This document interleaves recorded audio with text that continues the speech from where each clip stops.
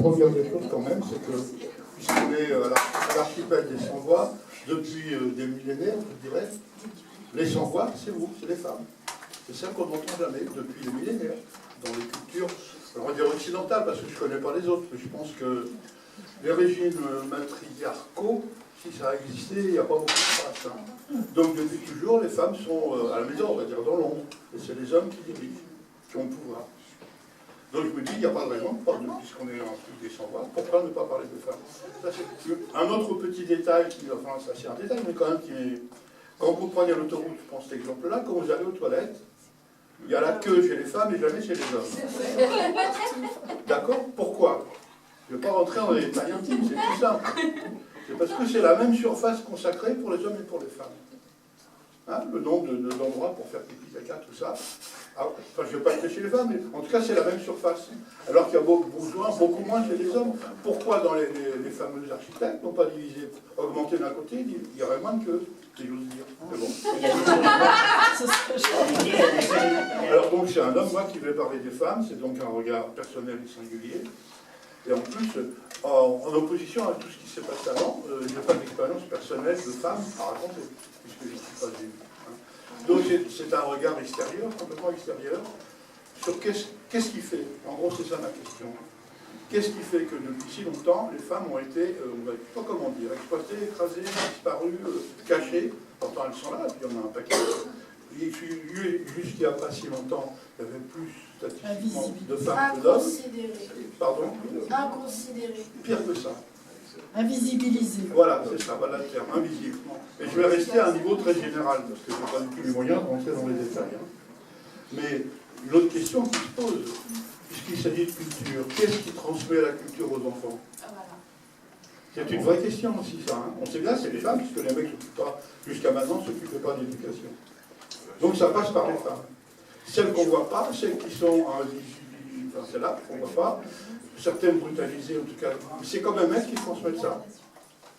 Alors il y a une différence évidente entre les hommes et les femmes, c'est que les femmes, ce n'est pas des hommes comme les autres. Hein. Il y a une différence biologique évidente, indéniable.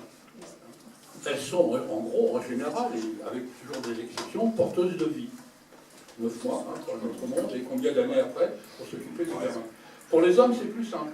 La procréation, c'est un orgasme, et puis c'est bon. C'est-à-dire, c'est bon ou pas, oui, je veux dire.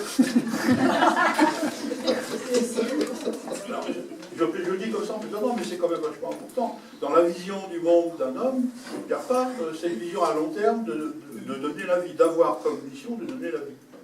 Alors que je pense à une de mes petites filles là, qui est en train de grandir, elle a 6 ans. C'est évident, elle s'identifie, donc elle fait comme sa mère, elle met les godasses de sa tante ou de sa mère, les talons, tout ça, et puis elle demande à sa mère, est-ce que tu crois que je serai une bonne maman plus tard? Donc pour elle, mais c'est pas la seule, l'évidence c'est qu'une femme ça fait des gosses. C'est ça le destin des femmes, c'est de faire des enfants. Il y a des exceptions bien sûr, il y a des femmes qui n'ont pas d'enfants, mais grosso modo dans notre culture à nous, les femmes sont là pour faire des enfants. Alors, on pourrait leur en être reconnaissant finalement. Ben non, on s'en fout complètement. Parce qu'elles n'y sont pour rien, ça arrive, c'est tout. Voilà. Il y a des enfants, elles en font. C'est leur nature. Il s'agit donc d'un destin. Voilà, c'est ça le premier truc que je vais poser. Il y a un destin féminin, c'est de faire des enfants. Mais après les exceptions. C'est au-delà de toute raison. C'est l'instinct peut-être. C'est pas du tout raisonnable, mais c'est comme ça. Et donc c'est pour ça qu'on ne protège pas les femmes, parce que de toute façon les gosses arrivent. Il n'y a pas besoin de perdre du temps, de l'énergie, jusqu'à maintenant. Hein. Il y a MeToo qui a secoué un peu les branches quand même, hein, mais c'est peut-être qu'épisodique, je ne sais pas. En tout cas, c'est une vraie question de culture. En gros, si je résume, il y a quelque chose qui est un instinct, chez les hommes et chez les femmes. Alors, en gros, à la base, tous les humains, hommes comme femmes, malgré les différences, nous sommes tous insatisfaits. On va mourir un jour, c'est pas très grave, c'est comme ça, faut-il pouvoir l'accepter. Et c'est parce qu'on est constitutionnellement insatisfait, qu'il y a de l'art, qu'on croit en Dieu, qu'il y a des religions, on essaie de trouver une réponse de quel sens ça a, tout ça. Les hommes et les femmes.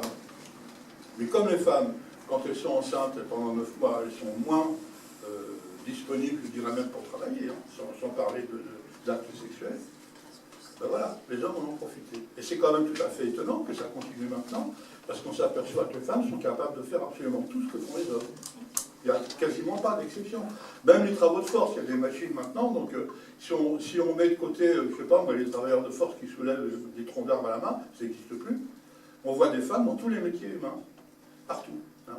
La seule différence, c'est que quand un métier devient extrêmement féminisé, eh bien, les salaires diminuent. C'est bizarre, hein.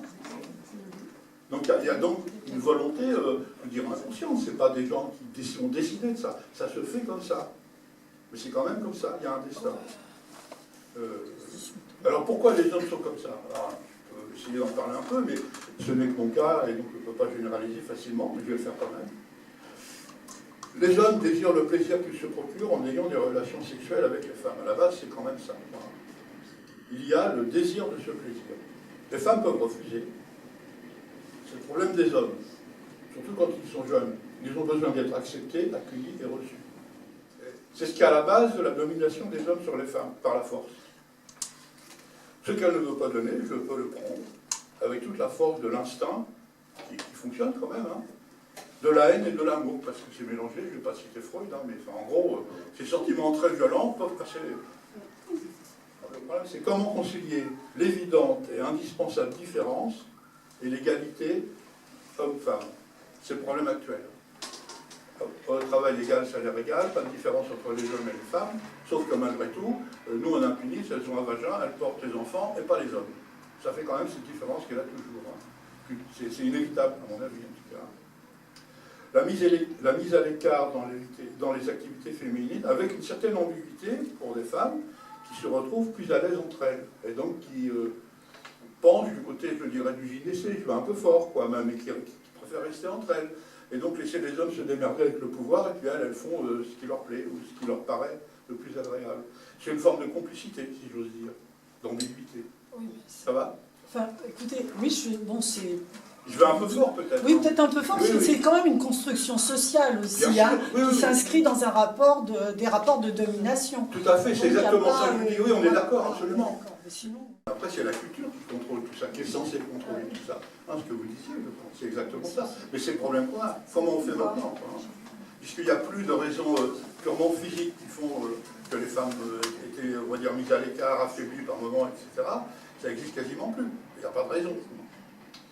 Alors là, la fameuse différence, il y a dans l'indispensable lutte pour l'égalité des droits, ce qui est actuel en ce moment, il y a ce risque de gommer les différences. Et la différence est indispensable, ce que vous disiez aussi. Il y a ce risque-là. Les progrès de la médecine et des techniques, la FIV pour les femmes qui peuvent enfanter naturellement, et puis la PMA qui vient de passer, je crois, au Parlement, hein.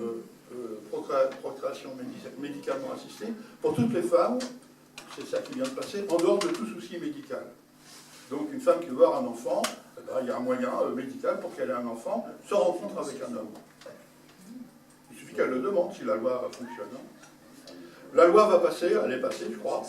En vertu de l'égalité de tous devant la loi, les hommes vont aussi probablement réclamer de pouvoir avoir des enfants sans femme. Je rigole pas, j'ai déjà entendu des remarques comme ça, des couples d'hommes qui disent « mais nous, on veut des enfants ».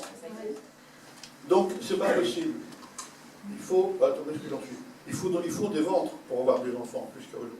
Donc c'est la GPA. Hein, gestation pour autrui. Alors là, c'est en pleine actualité, je crois qu'il y a une manif demain là-dessus, enfin, etc. Je ne prends pas position, j'essaie de décrire les trucs pour l'instant. Donc, pour les femmes, c'est une sorte de destin funex qui se reboucle. Pourquoi? Parce que les femmes pauvres, renvoyées à leurs différences biologiques pour quelques dollars. Hein, et donc le destin féminin d'avoir sa soeur au bout, si chez nous il y a un début de libération, enfin d'équilibre, dans d'autres pays c'est pas le cas. En tout cas pour les pauvres ça ne sera pas le cas du tout. Et c'est très embêtant parce qu'on va passer comme ça avec un mode de contrat commercial, hein, c'est ça. Et si le produit fini ne convient pas, on peut refuser la livraison. Et c'est déjà arrivé aux États-Unis, je crois, d'un couple qualifié d'hommes homosexuels. Il ne nous plaît pas celui-là, je ne sais pas ce qu'il avait, on n'en veut pas. Et l'autre surtout avec. Donc, la technicisation, pardon pour le mot, hein, fait disparaître l'humain et en premier l'homme. Seul le sperme suffit. Alors, il y a aussi, ça pose la question du droit à l'enfant, qui est un droit qui ne devrait pas exister. Qui est le droit des enfants? Évidemment, le droit à l'enfant, c'est une vraie question. Mais c'est au nom du droit à l'enfant, PMA, et tout le truc, quoi. Hein. Mais le droit de l'enfant, c'est un autre aspect. Mais le droit à l'enfant ne devrait pas exister. Et pourtant, ça fonctionne. Comme tout ce que les techniques rendent possible sera réalisé, puisque jusqu'à aujourd'hui, tout ce que les scientifiques ingénieurs ont construit, ben, ça a été fait. Même la bombe atomique, là. Il n'y a pas de retour en arrière prévisible. Le problème, c'est que le problème là, c'est que les progrès de la technique vont faire que ces différences fondamentales entre les hommes et les femmes disparaissent. Et ça bien et ça mal, ben voilà, je m'arrête là.